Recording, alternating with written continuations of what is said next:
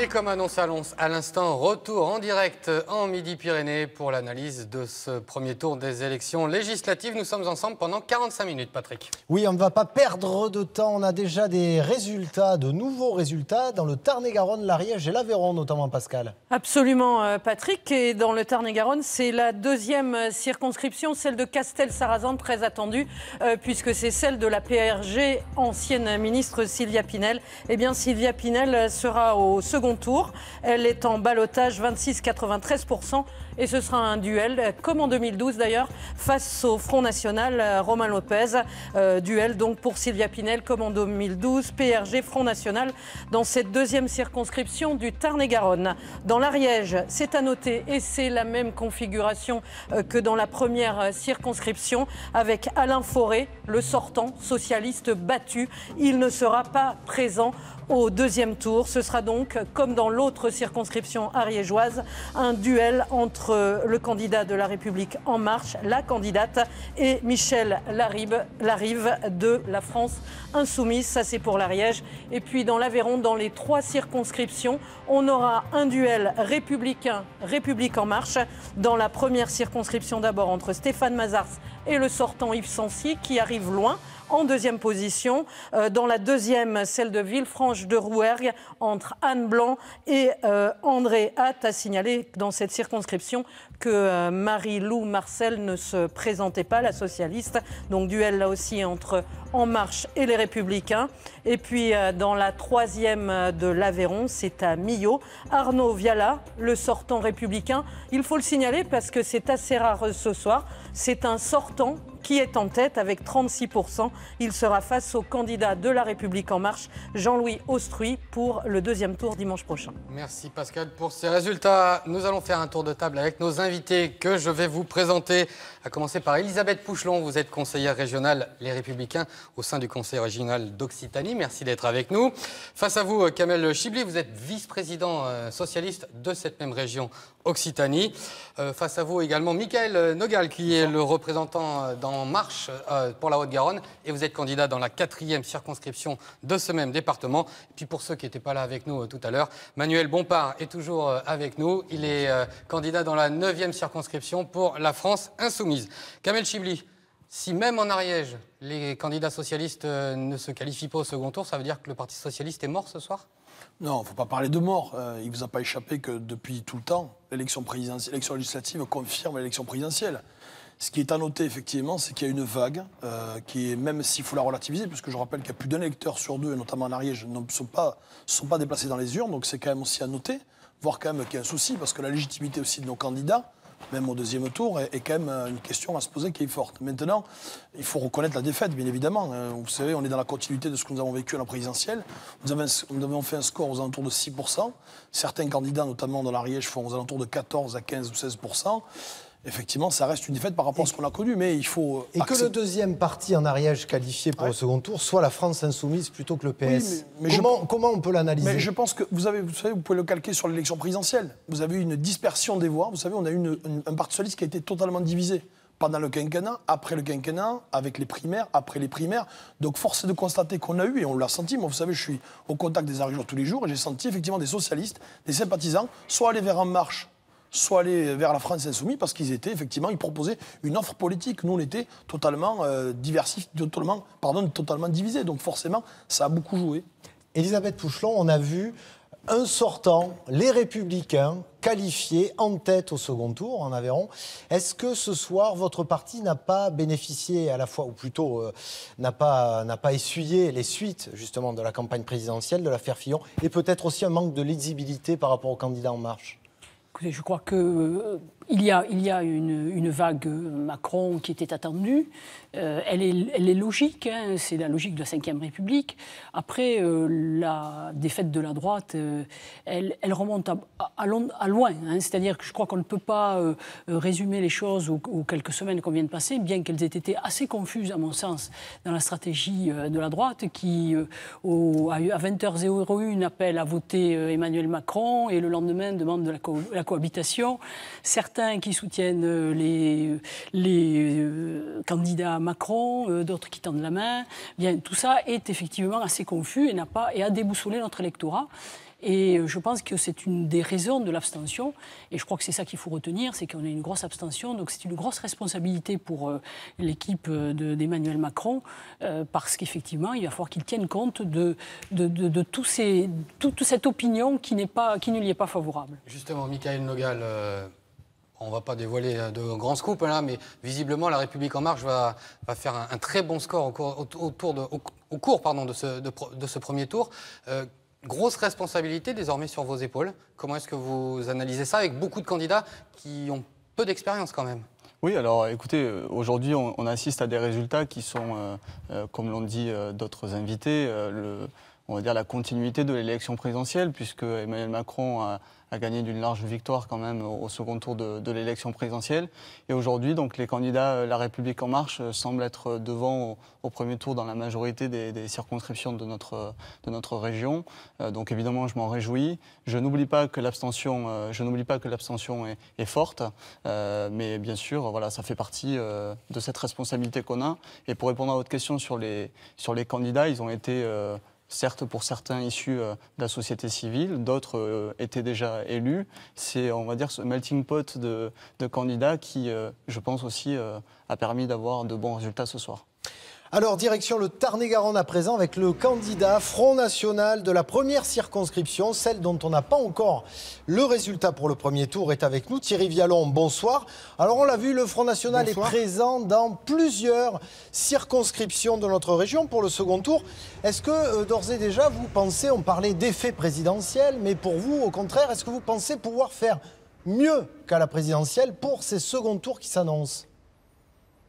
Bah écoutez, je l'espère, mais comme je n'ai pas le pouvoir de lire dans le mar de café, je ne peux pas vous donner avec certitude ce que feront les électeurs au second tour, mais nous espérons, oui, effectivement, capitaliser et faire mieux.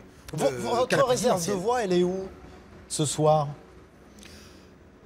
Elle est dans tout, j'ai envie de dire, dans tout le corps électoral, dans tous les électeurs qui refusent la politique ultralibérale de M. Macron et de sa future majorité législative. Alors justement, un groupe Front National ou des élus Front National, dans le cas de figure de ce soir, ce serait pour quoi faire, Thierry Vialon ?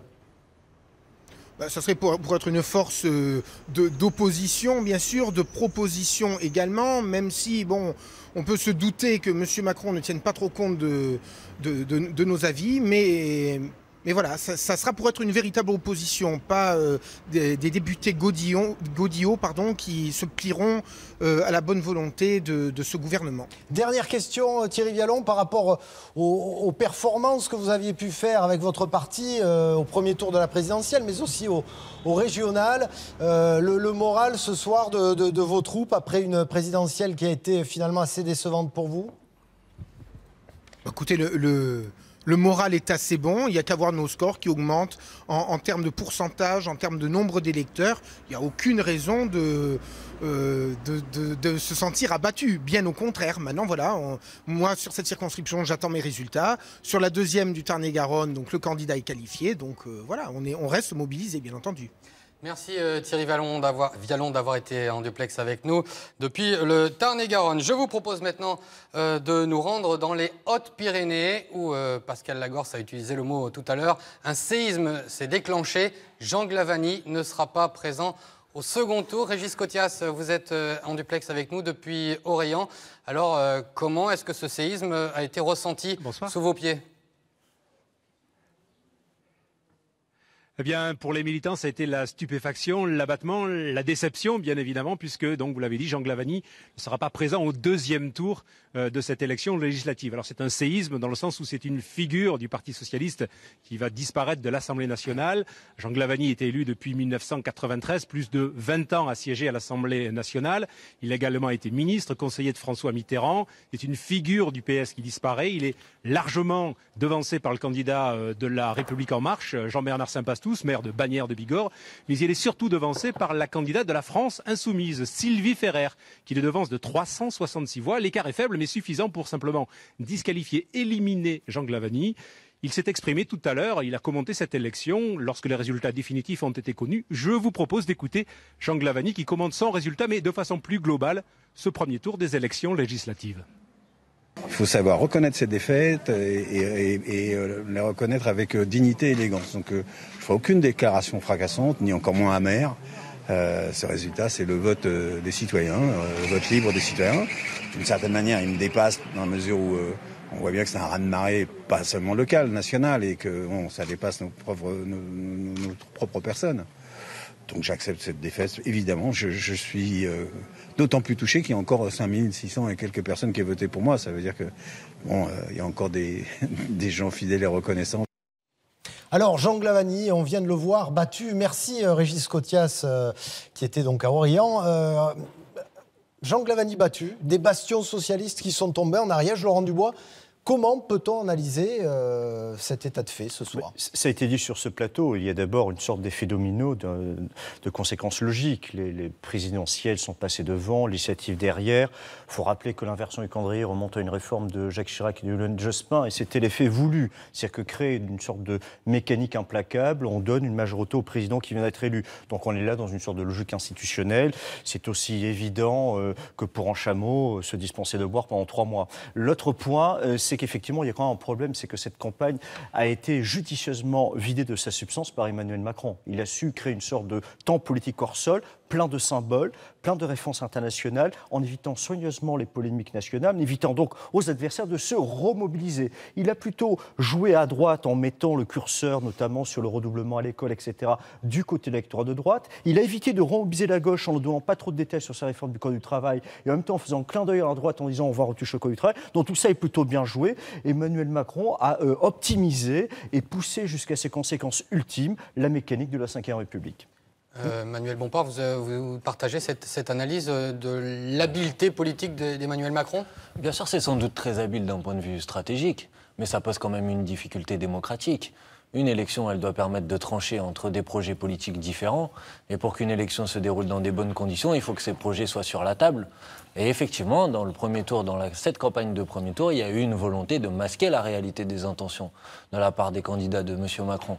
Et j'espère que le deuxième tour ne va pas être à cette image. Et moi, j'appelle tous ceux qui nous écoutent à aller consulter la réalité des propositions que M. Macron propose au pays sur la casse du Code du travail, sur l'augmentation de la CSG, sur la réduction de l'impôt sur la fortune de moitié. Voilà, ça, c'est des grandes questions auxquelles est confronté le pays. Il va y avoir des dizaines de candidats de la France insoumise dans des circonscriptions qui s'opposeront à ces mauvaises politiques. Et j'invite les citoyens à se saisir de leur candidature pour ne pas laisser les pleins pouvoirs à M. Macron. Michael Nogal, vous pouvez peut-être réagir. Oui, d'abord, je retiens que voilà, Emmanuel Bompard parle du programme d'Emmanuel Macron, qu'apparemment il n'a pas bien lu, parce qu'il oublie toutes les protections que le président de la République veut instaurer. Qu'est-ce que alors vous allez nous éclaircir ce soir qui disent finalement une majorité absolue pour Emmanuel Macron, ça veut dire qu'il va avoir les mains libres, il va pouvoir faire ce qu'il veut, et qu'en démocratie, c'est peut-être un peu dangereux. Une majorité absolue, ça ne veut pas dire des députés godillots, ça veut dire des députés au travail, mais avec la capacité de faire. Ces dernières années, on a vu que le pays était bloqué par certaines postures politiciennes, parce que la majorité du Parti socialiste était assez faible, la majorité absolue. Aujourd'hui, on va avoir, je l'espère, une majorité très large pour pouvoir avancer. Avec des ordonnances, M. Nogal. Donc vous parlez des députés, vous allez avoir des députés qui, leur première décision, moi, ce que je veux leur première décision va être d'abandonner leur voix à l'Assemblée nationale. Moi, je dis aux gens qui nous écoutent, si vous élisez un candidat de M. Macron, demain, votre voix est perdue parce qu'à l'Assemblée nationale, ils vont déléguer leur pouvoir au gouvernement. Justement, bien sûr, des députés bien sûr que ça va être le cas, Elisabeth Pouchelon, Kamel Chibli, finalement transformé en spectateur. Est-ce que ce n'est pas un petit peu l'horizon qui va se dessiner bientôt à l'Assemblée nationale ? La France insoumise revendicative, la République en marche aux commandes, et vous ? Écoutez, où est-ce que vous êtes dans tout ça ? Je pense qu'il faut une opposition puissante parce qu'effectivement, c'est important pour la démocratie. C'est même important pour Emmanuel Macron, pour lui, pour faire passer certaines réformes. Et puis parce que le député, c'est quelqu'un qui doit contrôler le gouvernement, qui doit contrôler l'action publique. Et donc c'est important qu'il y ait une opposition. Et je crois qu'il est il est temps pour nous, à la droite, et je crois que c'est ce qui me préoccupe le plus actuellement, de nous remettre en question. Nous n'avons pas su nous renouveler, nous n'avons pas su faire vivre un vrai débat à l'intérieur de notre famille politique, nous n'avons pas su renouveler les pratiques politiques. Nous avons un parti qui est un parti d'élus, de notables. Ceci doit changer, ça n'est plus un parti du XXIe siècle où l'électeur veut s'exprimer, le militant veut pouvoir s'exprimer. Il y a vraiment un gros travail de refondation pour notre beaucoup de travail. Donc refondation également au PS, obligatoire, passage obligatoire, Kamel Chidli. Refondation obligatoire. Je vous rappelle que nous, on a gagné une élection régionale il y a à peu près 14 mois, avec aussi une façon de faire différente, renouvellement des pratiques, renouvellement des personnes, aussi des personnalités de la société civile. Donc la question du renouvellement de la refondation, on sait ce que c'est, nous l'avons mis en place. Vous avez gagné également avec le parti de gauche. Est-ce qu'aujourd'hui vous pourriez travailler avec la France Insoumise ? Écoutez, la question n'est pas là, nous avons encore des candidats socialistes, même s'il y en a beaucoup moins, mais il y en a encore au deuxième tour, donc je pense qu'il faut quand même qu'on arrive tous globalement à apporter notre soutien à ces candidats socialistes, qui sont aussi, je le rappelle, garants de nos territoires départementaux ruraux qui ont bien besoin de candidats socialistes progressistes. Parce que moi, ce que j'attends de voir, parce qu'effectivement, de ce qu'on voit sur la dynamique Macron, j'attends de voir aussi la dynamique et l'impact qu'aura les politiques de cette majorité, on verra encore, parce qu'il y a encore quelques jours devant nous, sur nos territoires ruraux et de montagne. Parce que ça, je ne l'oublie pas, il y a un phénomène, effectivement, il y a un besoin de changement de renouvellement, il faut l'attester, et je crois qu'aujourd'hui, on est tous globalement en train de l'analyser. Mais soyons vigilants parce que les Français vont être attentifs à ce que vont faire cette majorité à partir de demain et notamment à partir du 19 juin dans notre pays. Merci beaucoup. Pascal Lagorce, un petit rappel des résultats du Tarn. Oui, absolument. Et on parlait de candidats socialistes. Eh bien, il n'y aura aucun candidat socialiste au deuxième tour dans le département du Tarn. Ils sont éliminés des 3 circonscriptions, puisque dans la première, c'est Philippe Folliot d'Alliance centriste, soutenu par La République En Marche, qui arrive en tête, et il sera face au Front National, Frédéric Cabrolier, pour ce deuxième tour. Dans la deuxième circonscription du Tarn, c'est la candidate de La République En Marche, Marie-Christine Verdier-Joucla, qui arrive en tête avec 34,29%. Elle sera opposée, là aussi, à une candidate du Front National, Doriane Albarao, avec 16,84%. On termine avec la circonscription, la 3e, c'est celle de Lavore, Mazamet et de Castres-Nord. C'est le candidat de La République En Marche, Jean Terlier, qui arrive en tête avec 32,48%, devant le maire de Lavore, Bernard Carayon. Il avait été battu de justesse en 2012 par Linda Gourjade, qui est sortante. Eh bien, Linda Gourjade, la députée socialiste sortante, qui était une frondeuse au gouvernement Hollande, elle arrive qu'en 5e position avec à peine 9%. Il n'y aura donc pas de candidats socialistes dans ce département au deuxième tour. Sévère pour Linda Gourjade. Oui, la fronde ne porte pas forcément bonheur. Ouais. Alors justement, on va aller dans le Tarn retrouver Myriam Brice, qui est à Albi et qui va nous livrer tout simplement l'ambiance et son sentiment à l'issue de cette soirée de premier tour qui est désormais bouclée dans le département du Tarn. Aucun triomphalisme dans ce local de campagne de Philippe Folliot. Ici à Castres, le député sortant s'est entouré de ses proches collaborateurs pour suivre ces instants particuliers tout au long de la soirée. Il me confiait tout à l'heure que malgré son expérience politique et ses 3 mandatures, le stress était toujours là. On l'a vu beaucoup au téléphone, scruter les résultats, marcher de long en large, et on a senti l'impatience de voir les résultats tomber. Il n'a cessé de passer de cette salle à son bureau, en quête de chiffres. Il a aussi réorganisé ses troupes pour aller à la pêche aux résultats. Il a quand même pris le temps de saluer les sympathisants et les militants qui sont venus le soutenir. Là non plus, pas d'effusion de joie. Pourtant, c'est bien Philippe Folliot qui arrive ce soir en tête de ce premier tour dans la première circonscription du Tarn, en bien meilleure posture qu'en 2012. Merci Myriam pour cette analyse. Et justement, on va écouter Philippe Folliot, sans doute satisfait d'être en tête à l'issue de ce premier tour. Nous sommes qu'au premier tour. Et si je prends une métaphore rugbystique, quand on a marqué un essai, même si c'est un bel essai, il faut le transformer. Et donc, si triomphalisme il doit y avoir, ce sera à l'issue du second tour, si nous gagnons le second tour, même si les choses se présentent bien. Mais j'en appelle à la mobilisation de toutes et de tous, parce que je crois que c'est quelque chose d'important d'essayer de faire de telle sorte que nous puissions avoir le meilleur score possible au niveau de ce second tour, sur la première circonscription, mais aussi sur les 2 autres circonscriptions du Tarn. Du Tarn, on grimpe un petit peu vers le nord pour s'intéresser au Lot avec vous, Pascal. Absolument, Pierre-Jean. Et on va d'abord parler de la première circonscription du Lot avec Dominique Orliac qui se représentait. On a beaucoup parlé de Dominique Orliac sur France 3 avec les révélations du blog politique concernant l'emploi fictif dont est soupçonnée Madame Orliac. Eh bien, elle ne sera pas au deuxième tour. Elle est éliminée, la PRG, puisqu'elle n'a que 12,24%. C'est le candidat de La République En Marche, Sébastien Morel, qui arrive en tête devant le républicain Aurélien Pradier. Dominique Orliac, donc députée sortante du PRG, battue et absente du deuxième tour. Ça, c'est pour la première circonscription. La deuxième circonscription du Lot, cette fois à Figeac. Le sortant Jean Launay ne se représentait pas. C'est le candidat de La République En Marche, qui était soutenu d'ailleurs par Jean Launay, si je ne m'abuse, Huguette Thiénia, qui arrive en tête avec 35,42%. Elle sera face à un socialiste, Vincent Labarthe, 19,09%. Merci Pascal. Alors on reste dans le Lot, terre qui avait été très favorable à Emmanuel Macron à la présidentielle, avec des scores de plus de 25% au premier tour. Département qui avait aussi placé Jean-Luc Mélenchon en deuxième position. Donc finalement, peut-être encore un peu dans la foulée de cette élection présidentielle, difficile soirée pour le PRG et les socialistes, Éric Marlot.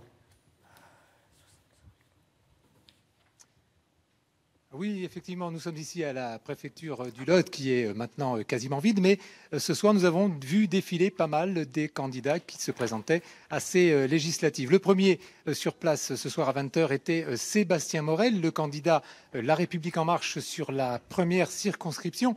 Sébastien Morel qui affichait un très large sourire qui laissait deviner qu'il avait emporté un très bon score. En revanche, du côté du PS et du PRG, vous l'avez dit, c'était plutôt la soupe à la grimace. On a vu passer Vincent Labarthe qui, lui, faisait plutôt la tête des mauvais jours. Vous l'avez dit là encore, il est très largement distancé par la candidate La République En Marche sur la seconde circonscription du Lot. Mais la grande absente ce soir, c'était Dominique Orliac. La députée sortante PRG ne s'est pas montrée ce soir en préfecture. Dès l'annonce des premiers résultats, elle a convoqué une réunion de crise à son PC de campagne, réunion à laquelle la presse n'a bien évidemment pas été conviée.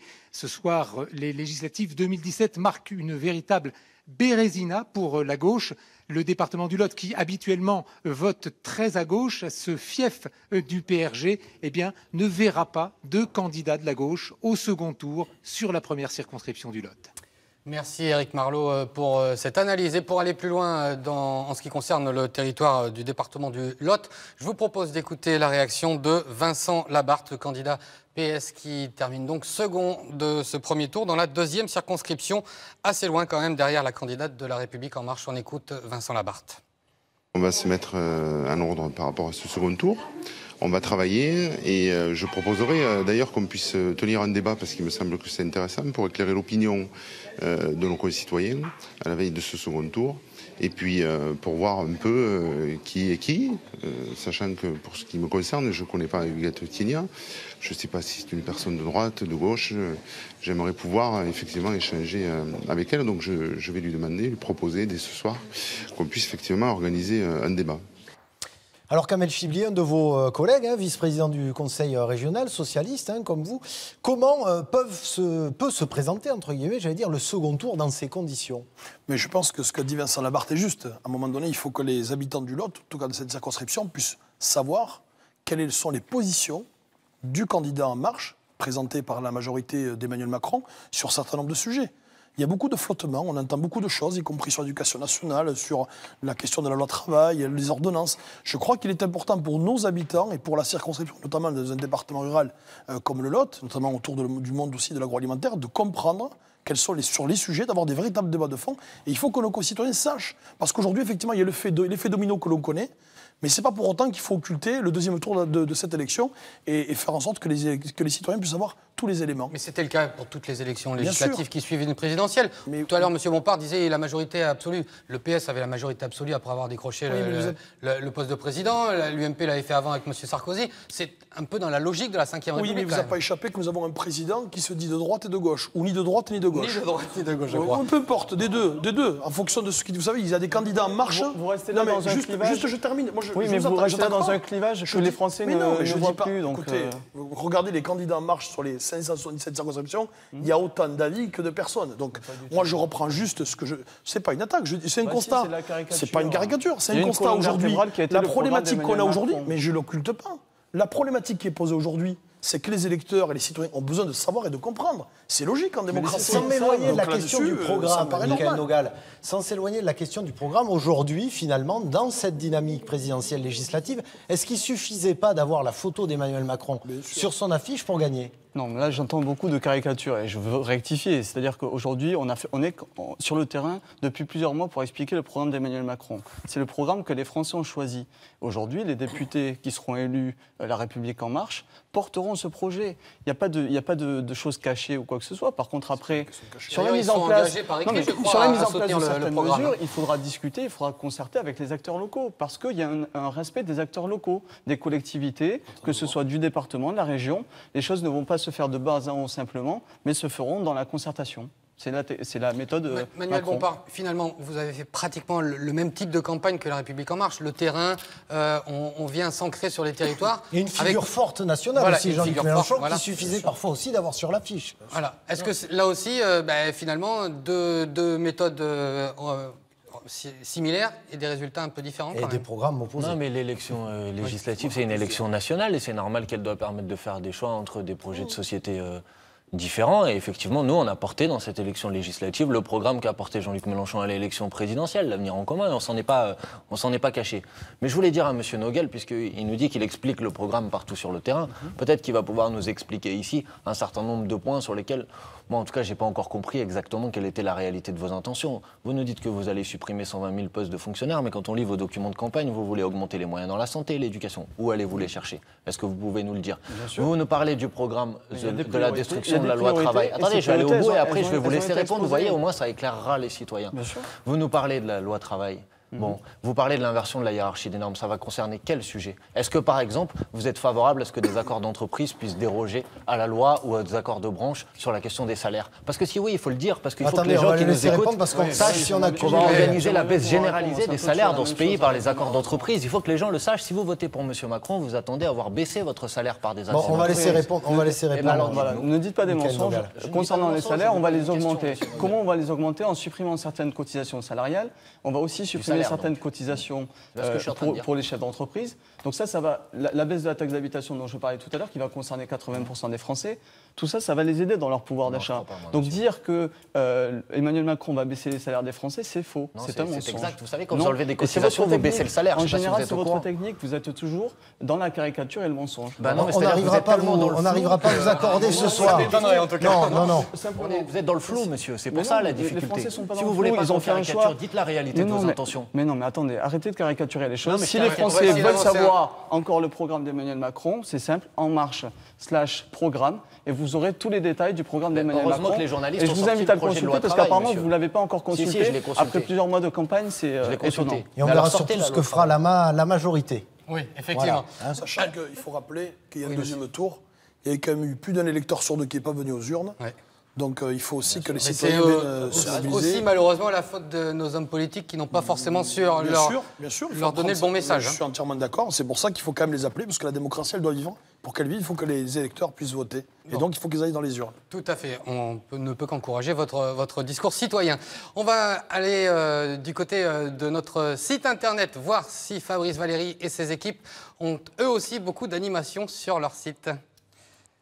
Oui, Pierre-Jean, effectivement, le live continue en parallèle à votre soirée électorale avec beaucoup de résultats, parce que vous l'avez dit, on a beaucoup de résultats qui arrivent en ce moment même. Et donc, vous pouvez les retrouver, j'insiste beaucoup là-dessus, mais c'est très important quand vous entendez nos invités sur le plateau et quand vous entendez les résultats que donne Pascal Lagorce, vous pouvez les retrouver sur notre site internet. Ça vous permet évidemment de les analyser, j'allais dire, à froid, tout en étant tranquillement installé sur votre canapé. Et puis, on peut parler de politique, qui est une chose très sérieuse, avec peut-être un peu moins de sérieux. Alors, je voulais vous montrer un tweet. C'est un tweet de Alexis Boudot. C'est un Gersois qui a été candidat sur une circonscription des Français de l'étranger. Et il a fait ce simple tweet aujourd'hui qui s'appelle, et qui a beaucoup de résonance, particulièrement dans notre région, comme s'il avait créé un site internet, un faux site internet, qui s'appelle adopteunsocialiste.com. Je trouve que c'est assez d'actualité, apparemment, dans notre région ce soir. Merci Fabrice pour ce trait d'humour qui nous fait du bien. C'est vrai. Non, mais c'est pour de faux, par contre. Hein. Je précise à nos téléspectateurs, ce n'est pas un vrai site. Non, voilà. Alors, nous, on va adopter les résultats définitifs de nouvelles circonscriptions avec vous, Pascal. Et on va commencer par les 3 circonscriptions de l'Aveyron. On va faire un rappel et il n'y aura pas de socialistes au deuxième tour. Là aussi, on pourrait adopter un candidat puisqu'ils sont libres désormais. Ce sera 3 duels similaires entre La République En Marche et les Républicains dans ces 3 circonscriptions de l'Aveyron. À commencer par la première où Stéphane Mazars de La République En Marche signe un 45,92%. C'est pour l'instant le meilleur score de La République En Marche en Midi-Pyrénées. Il devance Yves Sancy, le député sortant des Républicains, qui a à moitié moins quasiment de pourcentage. Ça, c'est pour la première circonscription de l'Aveyron. La deuxième circonscription, celle de Villefranche-de-Rouergue, c'est la candidate de La République En Marche, Anne Blanc, qui là aussi signe un bon score avec 38,72%. Elle devance le Républicain Andréat, 20,18%. Enfin, à Millau, dans l'Aviron, la 3e circonscription. Là, c'est le député sortant républicain Arnaud Viala qui arrive en tête avec 36,02 devant le candidat de La République En Marche, Jean-Louis Austruy. À signaler que dans les 3 circonscriptions de l'Aveyron, les 3e sont les candidats de la France Insoumise, qui là aussi devancent les candidats socialistes. Merci beaucoup Pascal pour ces résultats. Et nous allons prendre la direction de l'Aveyron, retrouver Régis Guillon. Alors Régis, le département de l'Aveyron est le seul de la région Occitanie avec une majorité de droite. Et la droite s'en sort plutôt pas mal, même si Yves Sancy semble mal parti quand même pour le second tour. Oui, je me trouve ici devant le QG d'Yves Sancy, le candidat sortant sous la bannière Les Républicains de la première circo de l'Aveyron. Ancré à droite, vous le savez, hein, c'est d'ailleurs le 4e mandat consécutif que brigue Yves Sancy, qui, comme vous l'avez dit, est au 2e tour, certes, mais en ballottage très défavorable. Alors ici, l'ambiance n'est forcément pas à la fête, mais déjà, à l'analyse des résultats, Yves Sancy doit sans doute son maintien au second tour grâce en grande partie à l'électorat du nord de la circonscription qui vote traditionnellement du côté à droite. Mais ce soir, on nous dit, d'après les résultats, que le vent aurait tourné sur l'Aubrac. Alors, Rodez, qui fait partie de la première circo, a opéré un virage à gauche ces dernières années. Ce soir, celui qui arrive largement en tête est Stéphane Mazars, le candidat de La République En Marche. Et ce n'est pas un inconnu. Cet ex-PRG est adjoint au maire de Rodez et ancien sénateur. Le duel, donc, les Républicains face à La République En Marche s'annonce, se confirme donc ici sur la première circo de l'Aveyron avec, vous l'avez dit, un avantage certain sur le camp du président Macron. Souvenez-vous, Emmanuel Macron venu terminer sa campagne de l'entre-deux-tours ici, à Rodez. Merci Régis qui était en direct de Rodez devant le QG d'Yves Sancy. Laurent, ces candidats de droite au second tour face à des candidats En Marche qui ont des scores dépassant allègrement les 30%, est-ce qu'ils ont une chance? Est-ce qu'ils ont une réserve de voix? Oui, bien sûr, à Lourdes. En cas de miracle, non, c'est très peu. Bien évidemment, l'élection, ça ne se limite pas d'arithmétique. Mais passer un certain seuil, c'est quasiment foutu. Pourquoi? Donc c'est fini. Non, on va lui laisser une chance. Hein. Voilà, on va être généreux. Mais c'est quand même très compliqué. Pourquoi? Parce qu'il y a quand même une loi statistique que l'on rencontre élection après élection. C'est qu'il y a toujours des nouveaux entrants sur les seconds tours. Mais les nouveaux entrants, souvent, ils volent le secours de la victoire. On connaît rarement d'exemples où il y a une mobilisation de l'électorat pour aller sauver la peau du soldat par Ayane, peu importe son nom et son prénom. Donc c'est très compliqué d'avoir une dynamique négative, c'est très compliqué de mobiliser, surtout que maintenant on a quand même un second tour législatif qui va être un petit peu hors sol, parce que on a entendu le début du commencement des passes d'armes. Ça va être quoi? Ça va être un peu de réforme du Code du travail, mais ça ne va pas aller très loin puisqu'on n'a pas le projet. Ça va être un petit peu de procès-intention sur le style Macron, mais bon, ça ne mène pas plus très loin puisqu'on voit que même les affaires Bayrou, toute une série de casseroles, ça n'imprime pas l'opinion. Donc c'est un second tour qui va se réduire simplement à ce qu'on coche les jours sur le calendrier.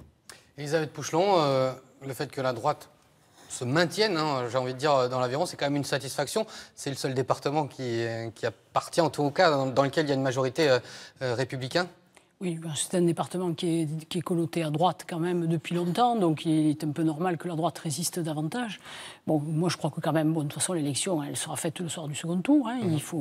Il y a effectivement un réservoir de voix chez les abstentionnistes, mais bon, la tendance est là et effectivement la droite n'a pas su récupérer son électorat et je pense que les abstentions sont dans notre camp. Et c'est bientôt votre électorat. Je pense qu'il est en grande partie dans l'abstention. Probablement une partie chez Macron également, mais je crois qu'il y a vraiment une grosse partie de notre électorat qui est très, très, très déboussolée parce que nous n'avons plus de ligne idéologique, nous ne défendons plus nos valeurs, nos idées, nous sommes nous n'arrivons pas à renouveler ce débat. François Baroin n'a pas été un bon leader ? Oh, ce n'est pas la question de François Baroin. Je pense qu'il n'y a pas de stratégie. Je pense que, surtout, de toute façon, la droite n'a pas préparé l'alternance. Pendant 5 ans, la droite a cru qu'elle serait face à Marine Le Pen au second tour et que la victoire serait facile. Et elle a cédé à cette facilité, n'a pas fait ce qu'il fallait de renouvellement à l'intérieur du parti. Et donc, on arrive finalement... un peu épuisé après dans ce contexte à l'élection présidentielle. Les affaires ont évidemment plombé le tout, mais ces affaires, elles sont aussi le résultat du non-renouvellement, qu'on le veuille ou non. Donc je crois que vraiment, il faut remonter beaucoup plus loin dans l'explication et il faudra en tirer toutes les conclusions. Merci Elisabeth Pouchelon. Nous a rejoint Julien Leonardelli, bonsoir. Bonsoir. Secrétaire départemental du Front National en Haute-Garonne. Vous êtes également candidat sur la 5e circonscription de Haute-Garonne. J'allais dire, et vous, votre électorat, ce soir, il est où finalement? Parce qu'on l'a dit, vous êtes présent au second tour, mais est-ce que ça répond à vos objectifs ou pas pour l'instant? Écoutez, je pense que notre électorat peut être resté chez lui aujourd'hui, car un Français sur 2 ne s'est pas déplacé aux urnes. Je crois qu'effectivement, c'est une chose importante aujourd'hui. Les Français, peut-être, ont vu, dans les médias notamment, l'élection se faire avant l'élection. C'est encore notre faute. Je n'ai pas dit que c'était votre faute. Mais on entend, je crois qu'en étant honnête, on entend depuis plusieurs semaines, effectivement, dans les journaux et à la télé, que Emmanuel Macron va remporter l'élection législative et aura donc la majorité absolue à l'Assemblée nationale. Alors, concrètement, je comprends, puisque c'est effectivement donc, la suite logique des institutions. Suite à l'élection présidentielle, effectivement, les Français donnent la majorité au président de la République élu. Nous le savons, c'est la suite logique. Nous comprenons effectivement ce choix des Français, qui est logique. Par contre, nous sommes inquiets pour la démocratie, car effectivement, une majorité aussi importante, sans représentativité de la population française, sans pluralisme politique au sein de l'Assemblée nationale, je pense que cela est dangereux pour notre système démocratique français. Alors, justement, avant de repartir avec vous, Julien Leonardelli, le résultat de la 5e circonscription de Haute-Garonne, justement. Absolument, et c'est Jean-François Portarieux qui arrive en tête avec un gros score. Ce sera compliqué pour Julien Leonardelli dimanche prochain. 37,66% pour Jean-François Portarieux. C'est l'ancien directeur de cabinet de Pierre Cohen. 37,66%. C'est plutôt un bon score. On ne l'attendait pas à un aussi haut niveau dans cette circonscription. C'est donc Julien Leonardelli qui arrive derrière avec 16,67%. Il y a à peu près 10 000 voix qui séparent les deux hommes, à signaler. Derrière, c'est la candidate de la France Insoumise. Et on parlait beaucoup du candidat de l'UDI, Jean-Marc Dumoulin. On l'attendait peut-être un peu plus haut. Il n'est que 4e à 11,2%. Alors, satisfaction d'être présent au 2e tour, j'imagine. En revanche, c'est souvent le cas pour les candidats FN. On fait bien au 1er tour. Au 2e tour, on ne franchit pas la barre. Alors, comment faire pour y parvenir justement? On ne peut pas effectivement parler donc, du second tour tant qu'il n'a pas été joué. Effectivement, M. Portarieu... Écoutez, M. Portarieu, je pense effectivement à capitaliser sur donc, le soutien de la députée sortante, qui est autre que sa tante, qui s'est engagée lors de ce premier tour, contrairement et qui a abandonné la candidate socialiste. Il faut rappeler qu'effectivement, Mme Imbert, députée sortante, qui ne se représentait pas, était donc une députée socialiste et a donc soutenu le candidat de La République En Marche, contrairement donc à Mme Flourès, qui était candidate socialiste, et aussi candidate donc, du Parti radical de gauche. Au passage, M. Portarieu a reçu le soutien de M. Codorniou, qui est vice-président de la région Occitanie, du PRG. Donc effectivement, non, attendez. Ce que je constate, c'est qu'effectivement, M. Portarieu est arrivé il y a 3 semaines, a reçu donc effectivement le soutien de l'ensemble donc des formations politiques et donc du système effectivement de droite et de gauche qu'a voulu rassembler effectivement et qu'a rassemblé M. Macron au niveau national. On le voit avec la composition de ce gouvernement. Encore une fois, je pense qu'une personne qui n'est pas du territoire et qui arrive comme ça pour une élection 3 semaines avant, je pense qu'il est dommage, d'apporter un nouveau Macron de Panurge au troupeau macroniste. On va laisser répondre Mickaël Noël sur ces candidats. On va laisser répondre sur ces candidats arrivés sur des territoires quelques semaines avant. Il n'est pas du tout arrivé quelques semaines avant. Jean-François Portarieu est né à Aucanville sur la 5e circonscription. Il y a toute sa famille, il y a vécu, il y a travaillé. Donc encore des accusations qui sont fausses et des attaques personnelles dont on pourrait se passer dans un débat démocratique et citoyen. Mais c'est vos méthodes, je vous les laisse. Ce n'est pas des méthodes, vous parlez de M. Codorniou, moi je suis ravi que M. Portarieu travaille avec M. Codorniou, qui est en effet vice-président de la région. Et c'est la preuve du rassemblement qu'on est capable de mener. C'est dommage pour la candidate qui était soutenue par le Parti radical de gauche et par le Parti socialiste. On va vers un second tour. Les candidats à La République En Marche tâcheront de rassembler un maximum. Comment ça va se passer, Kamel Chibli? Parce que là, on vient d'entendre, légitimement, un candidat élu à la région, d'ailleurs vice-président, me semble-t-il également, qui apporte son soutien En Marche. Comment ça va se passer, vous, au niveau de la région, au niveau des socialistes, aussi des accords d'autrefois avec le PRG? Déjà, ce n'est pas une surprise. Je vous rappelle que pendant les primaires, même socialistes et au-delà, radicaux, on a eu des positionnements. C'est ce que je disais en préambule. C'est une élection qui est totalement différente de ce qu'on a connu. Jamais on en a connu comme celle-là. Des divisions intenses qui ont effectivement eu des conséquences importantes pour le Parti socialiste, mais pas que pour le Parti socialiste, pour l'ensemble des partenaires du Parti socialiste et de la gauche. Donc force est de constater que Emmanuel Macron a aujourd'hui cette majorité. Il a eu un élan présidentiel, c'est une réalité qui est là aujourd'hui. Et des élans également, et des soutiens sur le terrain. La question du Parti socialiste, je crois qu'il faut que nous aussi on se pose les bonnes questions. On a aujourd'hui sur une dynamique présidentielle, effectivement, on n'existe pas dans le paysage politique, on existe sur les territoires. On a aujourd'hui des sympathisants de gauche qui sont partis un peu de tous les côtés. Nous, aujourd'hui, on est en capacité, moi je fais partie de cette jeune génération qui a envie aussi de montrer qu'on est en capacité de reconstruire les choses. Donc c'est ce que nous portons, y compris à la région, c'est ce que nous porterons demain. Il ne faut pas considérer que l'élection législative, notamment présidentielle, elle va embarquer tout le paysage politique national. Il y a encore des élections qui arriveront. Emmanuel Macron devra, à un moment donné, être jugé par les Français sur un bon nombre, notamment, de mesures qu'il a annoncées. Et on verra. Ça y est, en politique, le plus dur, c'est de durer. C'est vrai. On verra donc. Merci Kamel Chibli. Pascal Lagorce, on va voir, nous, des résultats définitifs. Dans le Gers, absolument. Si le PS a du mal, les anciens socialistes, eux, font de très bons scores sous l'étiquette République En Marche. Et oui, c'est le cas dans la première circonscription du Gers où Jean-René Cazeneuve, ancien socialiste du vice-président du Grand Toch de l'agglomération, arrive largement en tête avec 32,97%. Il devance Francis Dupouet, le candidat PS, 16,98%. Chose importante, Philippe Martin, le député sortant, ne se représentait pas. Il est le suppléant de Francis Dupouet. Ça n'a pas suffi pour faire en sorte que son nom porte la candidature de M. Dupouet. Ce sera donc un duel entre La République En Marche et le Parti socialiste. Même chose d'ailleurs dans la deuxième circonscription du Gers. C'est la circonscription de Condom, de Vic-Fezensac. Christophe Sociot de La République En Marche, un ancien de l'UDI, des jeunes de l'UDI, arrive en tête avec 24,35% devant la députée sortante, la socialiste Gisèle Biémouret. Dans cette circonscription, Pierre-Jean, la droite traditionnelle peut vraiment avoir des regrets puisque Michel Gabas signe 11,76%. C'est un dissident. Il est juste devant Barbara Netto, la candidate officielle des Républicains, à 10,16%. Ça veut dire que s'il y avait une candidature unique, même si... Ils étaient au second tour. Ils étaient au second tour. Ne paie pas, on le sait tous. Absolument à droite comme à gauche. En revanche, la division entre le premium et Internet paye sur France Télévisions. Fabrice Valéry, c'est à vous. Oui, et puis je vais rester sérieux là, je ne vais pas vous montrer de tweets trop drôles, il n'y en a pas beaucoup d'ailleurs. Hein. On a l'impression qu'aujourd'hui, il y a quelque chose qui se passe sur les réseaux sociaux. Les politiques, les candidats sont quand même très très calmes et très très soft. Je vais vous montrer 2 contenus que vous pouvez trouver sur notre site internet et sur notre page Facebook, parce que ça marche aussi très fort sur la page Facebook ce soir. 2 contenus qui concernent 2 ex-ministres de François Hollande, avec des destins très très particuliers. On a parlé évidemment ce soir de Sylvia Pinel. On a fait un article, on explique pourquoi elle est en ballottage favorable dans la 2e circonscription du Tarn-et-Garonne. Et puis l'autre exemple qui est un contre-exemple, alors je vais essayer de vous le montrer quand même parce qu'on a un petit souci. Fabrice. Eh oui, mais alors je fais ce que je peux, hein, franchement.